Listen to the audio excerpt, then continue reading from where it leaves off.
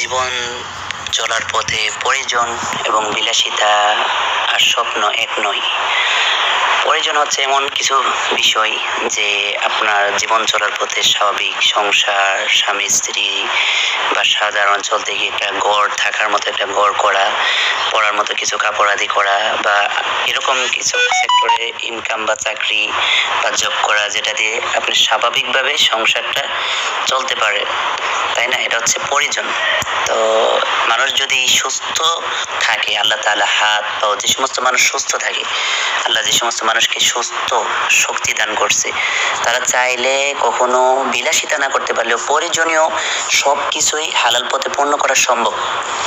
আর প্রয়োজন একটা বিষয় আর স্বপ্ন একটা বিষয়। তো প্রয়োজনীয় বিষয়গুলোর সাথে স্বপ্ন এবং বিলাসিতার জীবন কখনো এক হবে না, কখনো এক হবে না। তবে খেয়াল রাখতে হবে যে যদি যারা মুসলিম ইমানদার, তারা যদি প্রয়োজনীয় আসবাবপত্র জীবন চলার পথে পূর্ণ হয়, এটা নিয়ে সবসময় খুশি থাকবেন এবং আনন্দ নিয়ে থাকবেন, আল্লাহর প্রতি সন্তুষ্ট নিয়ে থাকবেন। আর বিলাসিতা স্বপ্ন এটা হচ্ছে অনেক অনেক উচ্চ লেভেল। যেমন মানব জীবন চলার পথে স্বপ্ন এবং বিলাসিতা কোনটা বলে, যেমন আপনার চলার পথে একটা বাড়ি হইলেই আপনার প্রয়োজন পূর্ণ হয়ে যাচ্ছে, কিন্তু আপনার স্বপ্নের জন্য বিলাসিতার জন্য একটা বাড়ি চলবে না, একতলা বাড়ি চলবে না, পাঁচতলা সাততলা শহরে বাড়ি গাড়ি অনেক কিছু লাগবে। আসবাবপত্র, কাপড়, যে প্রয়োজনীয় কাপড়, এটা হচ্ছে যে আপনার এই কাপড়টা এখন দরকার, আরেকটা কাপড় স্বাভাবিকভাবে অনুষ্ঠানের জন্য একটা, এবং স্বাভাবিকভাবে চলার জন্য একটা দুইটা কাপড় বা চারটা কাপড় বা চার পাঁচটা কাপড়, এটা হচ্ছে প্রয়োজনীয়। আর বিলাসিতার জন্য সপ্তাহে সপ্তাহে কাপড়, মাসে মাসে কাপড়, বিভিন্ন অনুষ্ঠানে বিভিন্ন কাপড়, বিভিন্ন অনুষ্ঠানে বিভিন্ন ড্রেস, খাবারের ক্ষেত্রেও বিভিন্ন সময় বিভিন্ন আনন্দ ফুর্তি নিয়ে বিভিন্ন বিলাসিতা খাবার। প্রয়োজনীয় কিন্তু এটার মধ্যে পড়ে না। প্রয়োজনীয় হচ্ছে যে স্বাভাবিক খাবার পেট ভরার মতো, আর বিলাসিতা হচ্ছে পেট ভরার মতো খাবার না। চোখের শান্তি হইতে হবে, দামি হইতে হবে, ভালো হইতে হবে, উচ্চমানের হইতে হবে, এক এক সময় এক একটা ভিআইপি ব্র্যান্ডের এবং ভিআইপি উচ্চ লেভেলের হইতে হবে, পোশাক আদি ভিআইপি ব্র্যান্ডের হইতে হবে, খাবার দাবার ভিআইপি হইতে হবে।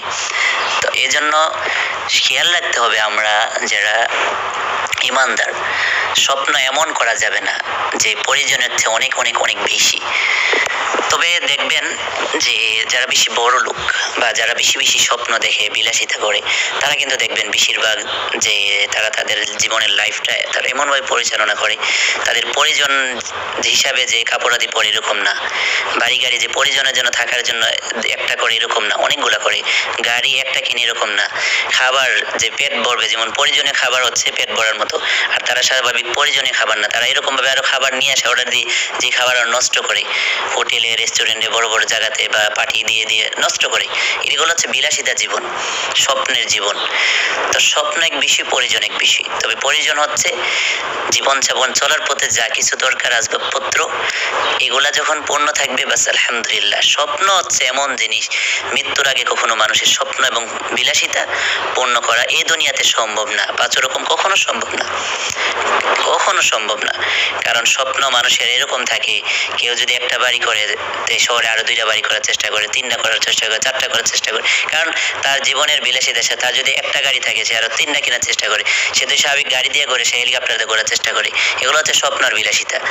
এই জন্য স্বপ্নের বিলাসিতার জীবনে এমনভাবে একজন ইমানদার এবং মুসলিম ঢোকা ঠিক নয়, যেভাবে ঢুকলে আপনার ইমান, আমল, আখলাক বা আল্লাহকে বলে যাওয়া এবং আমল করা বলে যাওয়া, এগুলা এরকমভাবে ঢোকা আমি মনে করি কখনো ঠিক নয়। তবে দুনিয়াতে ইমান, আমল, আখলাক নিয়ে সুন্দরভাবে যদি কেউ চায়, যদি আপনি দুনিয়াও চান আখিরাতও চান, তো উভয়টা সহজে কিন্তু পাইবেন না। হ্যাঁ, দুনিয়াতে প্রয়োজনের মতো আসবাবপত্র চান, চলার মতো প্রয়োজনের মতো, অভাবনকটর থাকেন, কষ্ট করেন, এটা বলা হয়নি। প্রয়োজনীয়গুলো আপনি পূর্ণ করার মতো আপনি চেষ্টা চালিয়ে যান, রিজিক সংগ্রহ করেন বা সেভাবে চলাফেরা করেন। হ্যাঁ, এখন যদি আপনার ব্যবসা বাণিজ্য, টাকা পয়সা অনেক কোটি কোটি টাকা হয়, আপনি এগুলো দান সদ্গা করেন, আপনার প্রয়োজনগুলো পূর্ণ করার পাশাপাশি আপনি আল্লাহ রাসূল, সাহাবা ইকরাম তাদের জীবন এগুলো ফলো করেন। কিন্তু আমরা কিন্তু আজ এগুলো করি না। আমরা দুনিয়ার মানুষ এমন যে শেষ জামানা, আল্লাহ রাসূলের হাদিসে আসছে না যে মানুষ প্রতিযোগিতা করবে কে কার থেকে বড় হইতে পারবে। আর আগে মানুষ ছিল এরকম, যারা সাহাবা ইকরামের জীবনের দিকে তাকালে তারা প্রতিযোগিতা করতো, দুনিয়াকে তুচ্ছ তাচ্ছিল্য করে, ছোট করে, আখিরাতে কে কার আগে জান্নাতে যাবে, কে জান্নাতি হবে। জীবনটা অনেক পার্থক্য না?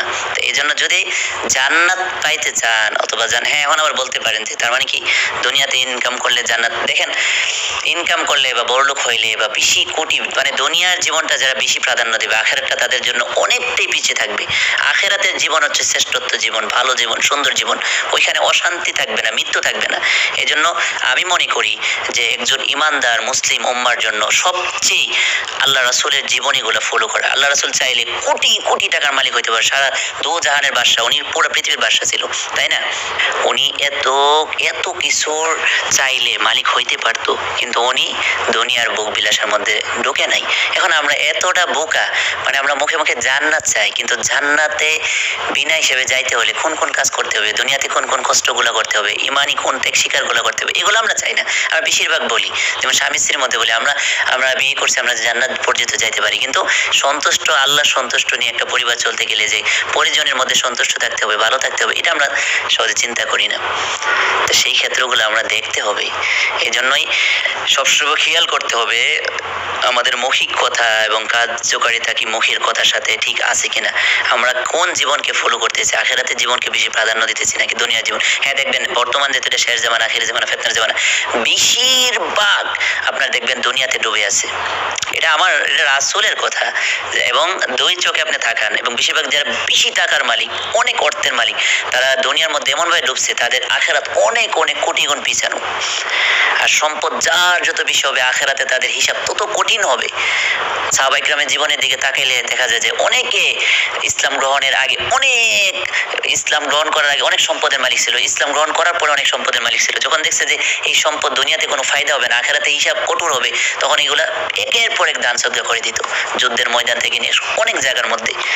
এই জন্য আমরা জান্নাতটা যেভাবে চাই সেভাবে আমাদের কার্যকারিতা করতে হবে।